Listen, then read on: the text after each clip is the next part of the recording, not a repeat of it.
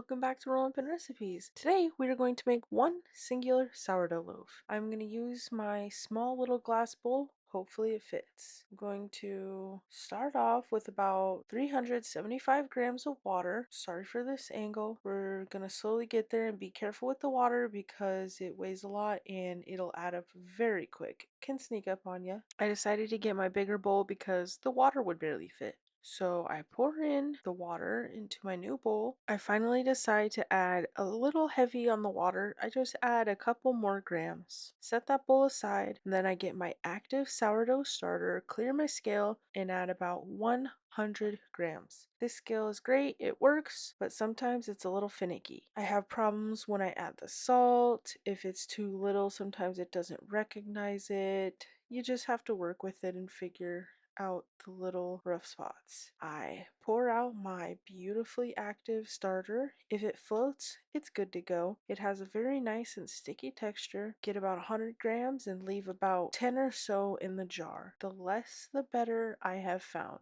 The less you have to feed, the stronger the starter. This I use bread flour. Sourdough is very simple and a beautiful thing. It is just flour, water, and salt. Now I'm just going to combine the starter with the water as best as I can. It does not need to be perfect. There can be some lumps left over. Just want to dissolve this a bit before you add the flour. I usually keep a 1/4 cup scoop in my flour container in case I just need a little bit. That is about 30 to 50 grams of flour. If I were to use that scoop to get 525 grams of flour, I'd be here all night, y'all. It's about 10 scoops or so. So I grab a small bowl from the cabinet and slowly add it in. I use a small spatula, skinny, pretty stiff, and just start mixing it together. You want to just hydrate all the flour and don't have any dry spots. You don't need to knead it or anything like that. That's not what I do. And I don't really like to get in there with my hands because it is such a sticky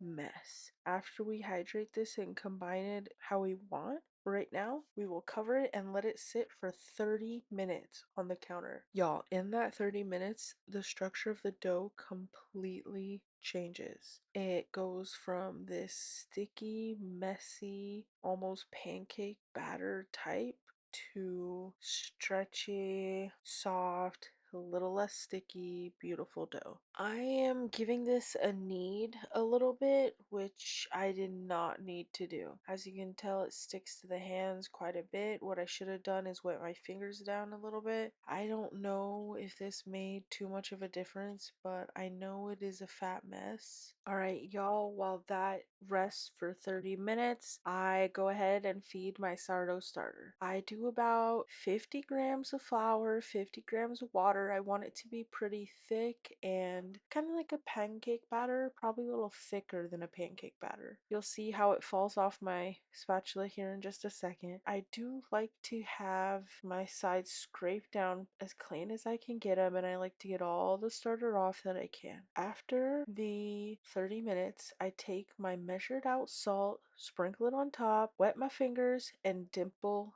the dough. I press in that salt nice and good, and then I start to reach under and do a couple stretch and folds to incorporate that well. This time I let that sit and let that gluten relax for 10-ish minutes while I cleaned up the kitchen. After I let that sit for the 10 minutes, I get in there, I remove it from the bowl, scrape that bowl out, and I give it some tension on the counter. Again, I wet my hands. At this point, the dough is still kind of sticky, but it is manageable. And I always say if you get your hands wet and you get your counter or dough pretty wet, it will slick and slide all around and it won't want to grip the counter. I don't like doing that. So you just work with what you got, let it dry out or absorb a little bit, and then you can get some tension on there. Now be careful with the tension. You don't want to go too tight and pop the top. Alright, y'all, welcome back. It's been about an hour.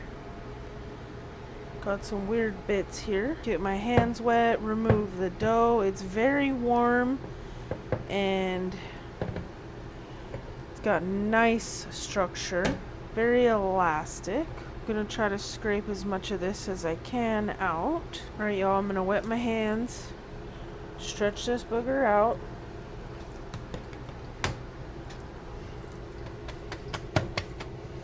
I don't like to wet my surface for this part because it'll just slip around. It doesn't want to stretch because it's easier if it sticks to the counter a little bit. We're just going to stretch this as big as we can get it without it ripping. Then we're going to tri-fold it twice. Tri-fold. I'd kind of do a 4 here. Then I'll pinch the sides in. Scoop up all these bits over here. Kind of roll it. Pull in the corners. And the sides. Lots of nice air bubbles. We'll just give it a couple tension pulls without ripping the top. You don't want to rip the top. That's all we're gonna do, and we're just gonna plop it into our bowl. Pinch the bottom a little and get it right in there. It's nice and jiggly and taut. We're gonna cover it and let it ferment, bulk ferment for about 1 to 3 hours. I'm gonna put my little thermostat in there and we will check on it in about an hour. It probably won't be ready, but alright y'all, I did have the air on, but now I do not. It is very humid here at the moment. It's been about 2 hours or so. I've got a big bubble here. Get a little water going so I could wet my hands. It pulls away a bit when we poke it. Slowly comes back. We're gonna go for it. It's very soft, beautiful feeling. Gonna help it get out of here. Look at that big old bubble.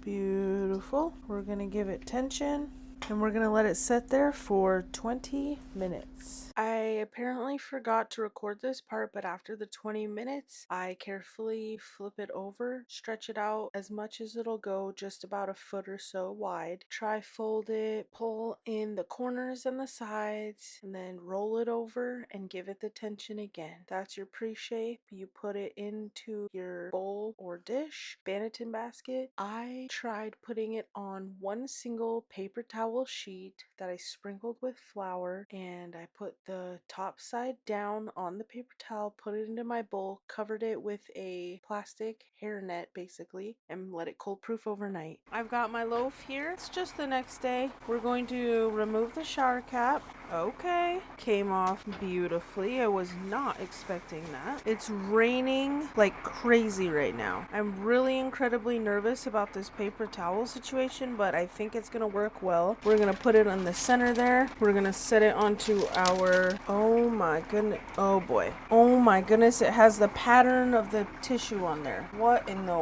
world? That looks crazy. Okay, y'all. Now, that worked well. Oh my goodness, y'all, this might be the best loaf yet. We'll see, because I didn't have to dink around with it at all yet. It's got a cute little pattern on there. Little mandala pattern. Oh my goodness. Okay, there goes my soap bottles. I need a picture of this, y'all. I don't even know if we need much flour up here because it's pretty good already. We'll get it all covered anyway. It's kind of got a crust on the top, so this is exciting. I wanted to try something new and we sure did, didn't we? Now I need to hurry up for money's sake because this propane is on. We're just gonna give it, I'm gonna give it a cute little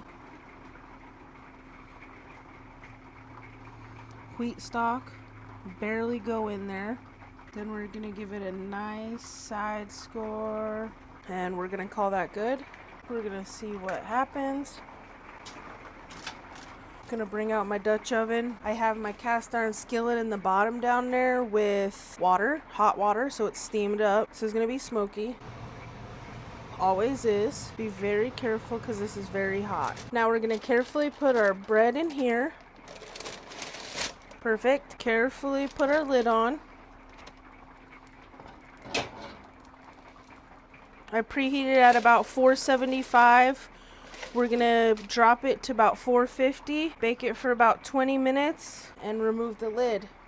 I might try removing the steam at the end this time. Usually I like to keep it because I don't want a hard, really hard outside, but some people do. 20 minutes at 450. All right, y'all, I'm getting distracted and busy in the kitchen. It's been in there 20 to 30 minutes. It's all good. I'm gonna take it out, remove the lid. Ooh, oh my goodness. Y'all, are you joking? Y'all, I'm so excited. Okay, now put it back in for 10 to 20 minutes. I need to put the temperature in there just because I want to check. We're going to drop it down to 420. Oh my goodness. Come on. Oh my goodness. Y'all, I'm so excited. So far, best loaf yet. I'm thrilled. I just put my little temperature thing in here. Hoist my bread up. Get it in there. Oh yeah, we'll be done in just a minute. I might remove the pan, the skillet with the steam, and we'll see what happens. Usually, ow. Okay, that was not what I wanted to happen. That's okay. Kick it down to about 420, and I cook it till about 208 internal. It's already at 176 right now, so we'll be done in just a minute. I'll put a 10-minute timer on and check it out. All right, y'all, it's raining like crazy and super loud, but the loaf should be done. 208 internal. Oh my goodness. Okay, I burnt myself so many times with this loaf, but I'm being stupid and using a kitchen towel. Wow. Cast iron's hot, y'all. Gotta be careful. Really careful. All right, what I should do is put it in the back. If I take it out at like 207, by the time I get it out, it'll be at like 208 or so. It's raining so hard. OMG. Is all I can say. I almost think maybe I should leave the thermometer in there so it doesn't escape from that hole. I don't know. I want to lift this beauty up though. This little booger is lighter than a feather. Oh my goodness, y'all.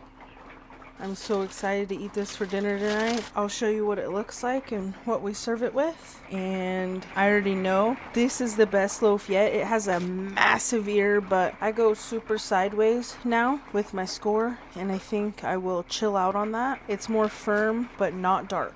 This is crazy, y'all. I do want to chill out on the ear though, for real. For real. I can't stop looking at it. And my little wheat, you can only see like one side of it. This side is kind of lost. All right, y'all, I gotta stop talking about it. All right, y'all, it's been a few hours. The bread has cooled. It's very soft this time, so we'll see.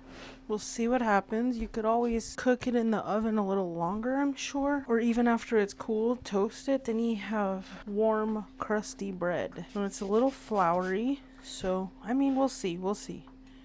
Let's cut into her. Oh my goodness, look at all that.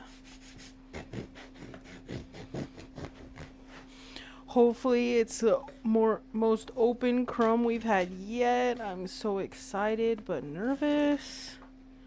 Oh my goodness. Y'all, who doesn't want that? I want it. I might have to get the other bread knife. I'm gonna try it. That's good. It's so soft. It tastes just like store-bought. Where's my knife? Y'all, it wasn't missing. I just couldn't see it because the handle's brown and the handle wasn't showing. Just not being too bright. Well, maybe this is just soft and I can't cut it. Maybe you do one then the other. I don't know.